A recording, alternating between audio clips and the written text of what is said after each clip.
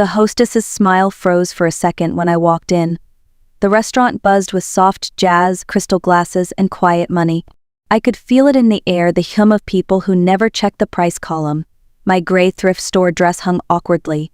The purse in my hand was older than some of the diners. I spotted my son Ethan near the window. He stood when he saw me, but his expression faltered, like he hadn't expected me to look so plain. Next to him sat his wife Madison, elegant in beige silk, and across from them, two strangers who radiated practiced superiority, her parents, Carol and Gregory Blake. I took a breath, straightened my shoulders, and walked toward the table.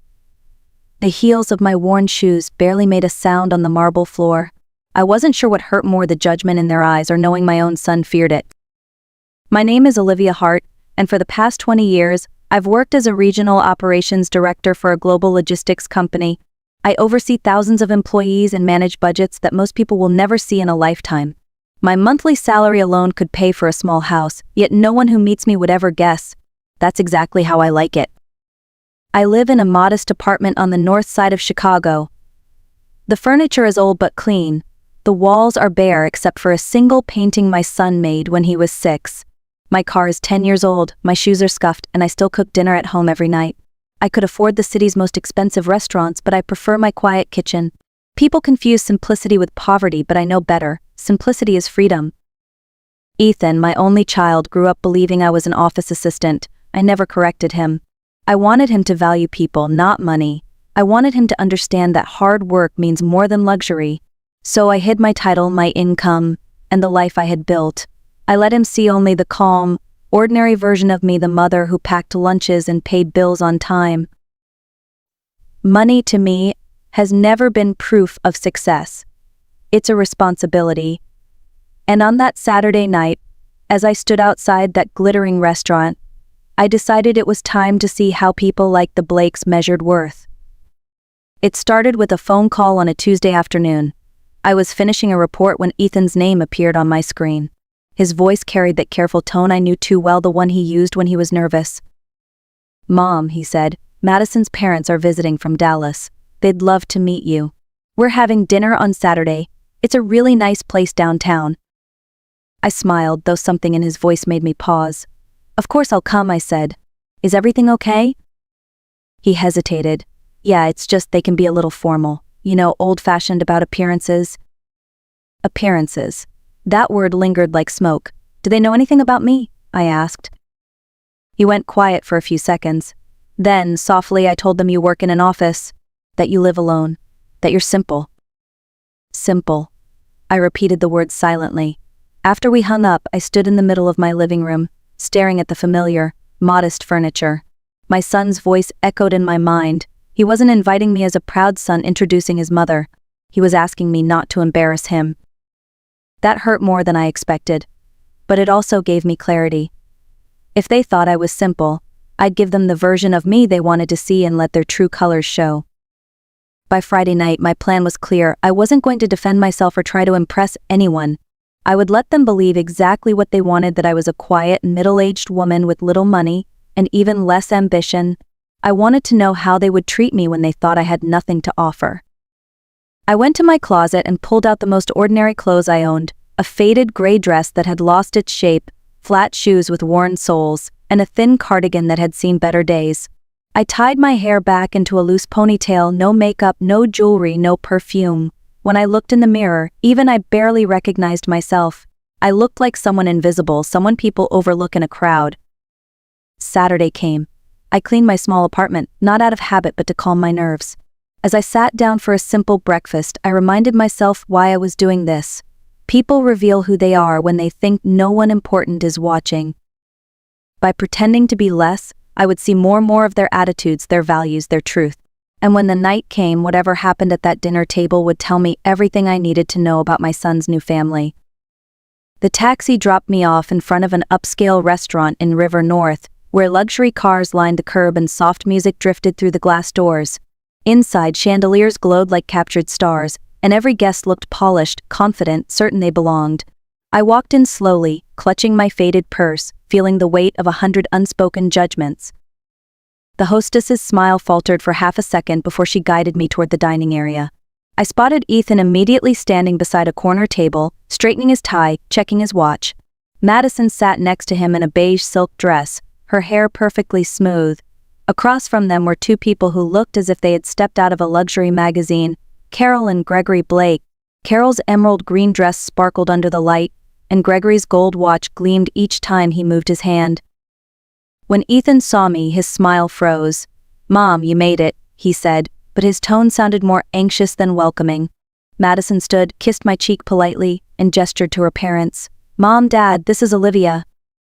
Carol's eyes traveled from my hair to my shoes in one swift motion. Her lips curved into something that resembled a smile but carried no warmth. "A pleasure," she said, her voice smooth and cold. Gregory offered a brief handshake. "Nice to meet you," he added, already looking away. No one pulled out my chair. I sat at the far end of the table, the seat reserved for people who don't matter. The waiter brought the menus, thick as novels, written mostly in French. I opened mine and pretended to study it, though I could feel Carol's eyes on me. She leaned forward with a polite smile that didn't touch her eyes. "Do you need help with the menu, Olivia? Some of these words can be tricky." I nodded softly. "Yes, please. I'm not familiar with these dishes." She sighed as though doing me a favor. "Let's order something simple for you," she said. "No need to overdo it." Gregory chuckled quietly, sipping his wine. Ethan shifted in his seat, avoiding my gaze. Carol began talking about their trip from Dallas, how exhausting first-class flights were, how difficult it was to find decent imported wine in Chicago. Then came the casual mentions of money, the five-star hotel, the $500 a night suite, the boutique shopping just for fun. She spoke the way some people breathe constantly, effortlessly, unaware of how it sounds to others. I nodded politely. "That sounds lovely," I said, and she seemed almost disappointed that I didn't appear impressed. After a while, she turned to me again. "And what do you do, Olivia?" "I work in an office," I replied. "Paperwork, filing, the usual things." "Administrative work," she repeated. "That's honest. Every job has dignity." Her tone said the opposite. Dinner arrived, tiny portions dressed like art. Carol cut into her steak. $80, but worth every penny, she said proudly. "You pay for quality. You can't just eat anything, right?" I smiled faintly. "Of course, you're right." And for the first time that evening, I stopped feeling nervous. Their arrogance told me exactly who they were and what was coming next. Dessert had barely arrived when the conversation changed. Carol placed her fork down delicately, folded her napkin, and smiled in a way that made the air feel colder. "Olivia," she began, "since we're all family now, I think it's important we talk openly.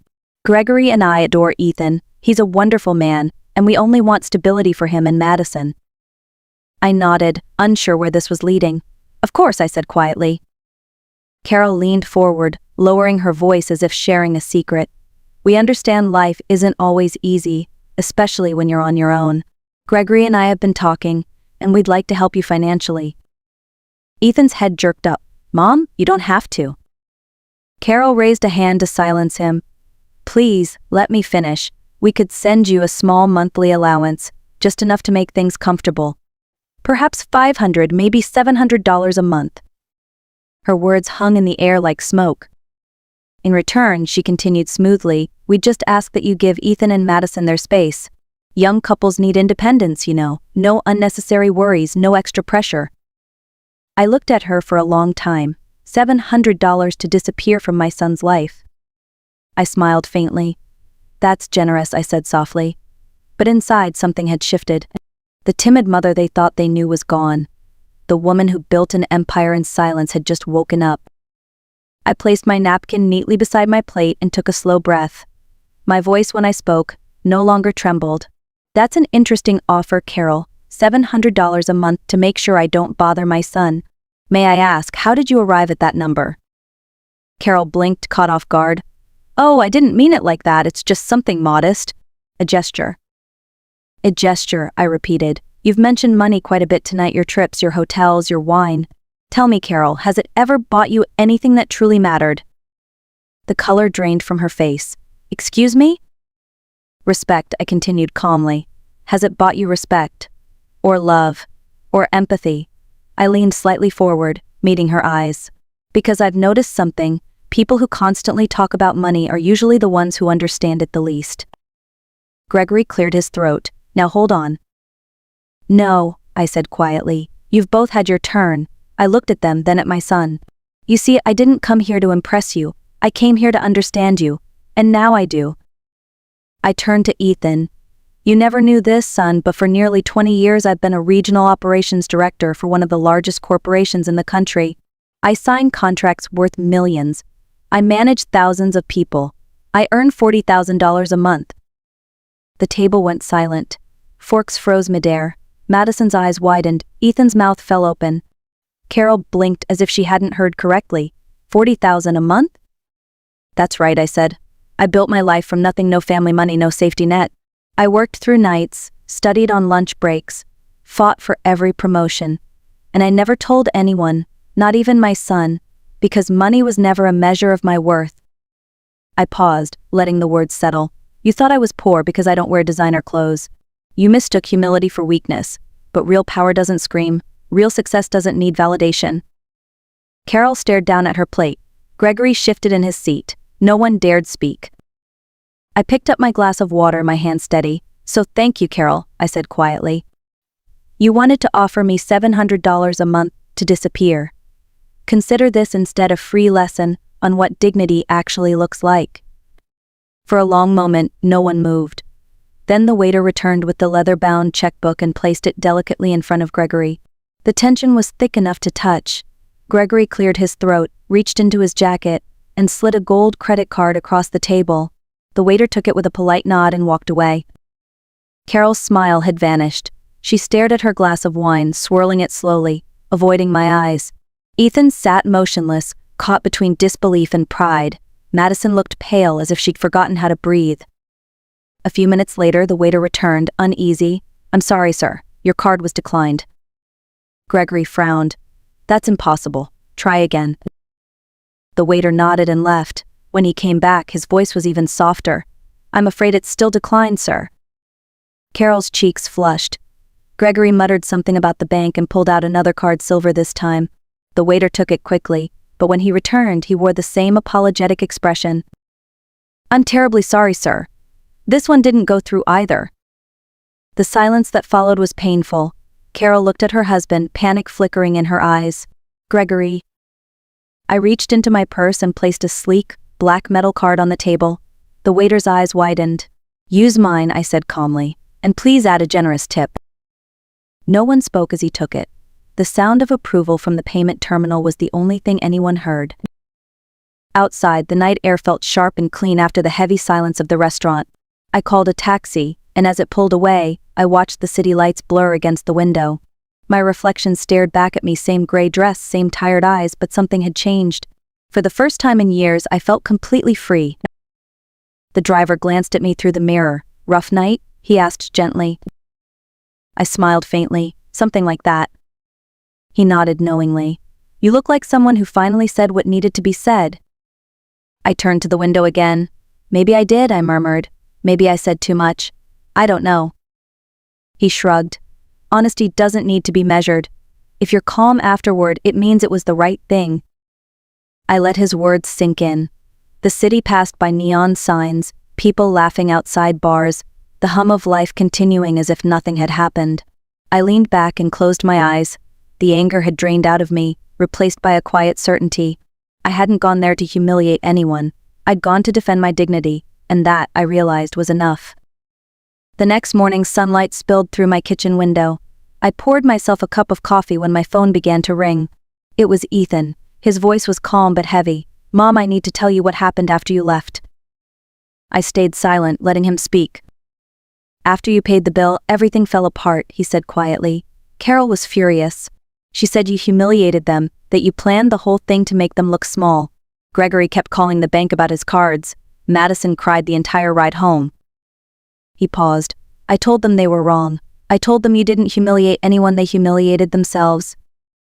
I felt my throat tighten. And what did they say? They didn't want to hear it, he admitted. They said I'd taken your side. But Mom, this isn't about sides. It's about respect. Madison and I decided something last night. We're setting boundaries. No more comments about money. No more offers disguised as favors. And if they can't accept that, we'll love them from a distance. I closed my eyes, relief washing over me. That's the right decision, I said softly. Love without respect becomes control. Ethan exhaled. I think we both learned something last night. I smiled. You learned it the hard way, son, but you learned it, and that's what matters. For the first time in a long while, I heard pride in his voice. Thank you, Mom, for everything. 3 days passed in silence. No calls, no messages, only the hum of my quiet apartment. I spent those days reflecting, not regretting. Sometimes silence speaks louder than confrontation. On Wednesday afternoon, the doorbell rang. I knew who it was before I opened the door. Madison stood there, no makeup, no jewelry, her hair tied back in a loose ponytail. She wore jeans and a plain white blouse. Her voice was soft. May I come in? I nodded and stepped aside.